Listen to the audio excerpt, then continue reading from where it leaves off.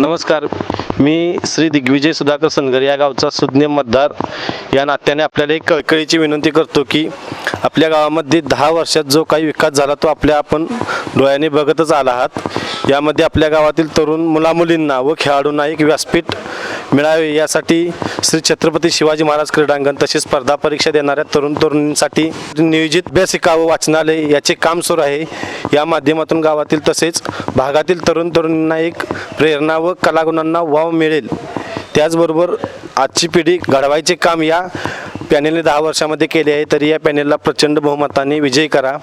त्यांचे चिन्ह आहे, सरपंच पदाचे चिन्ह आहे कबशी, रोड रोलर, टेबल, शिलाई मशीन या चिन्हासमोरील बटन दाबून प्रचंड बहुमताने विजयी करा। मी एकनाथ गणपती पाटील राहणार मालेगावचा एक शेतकरी मतदार।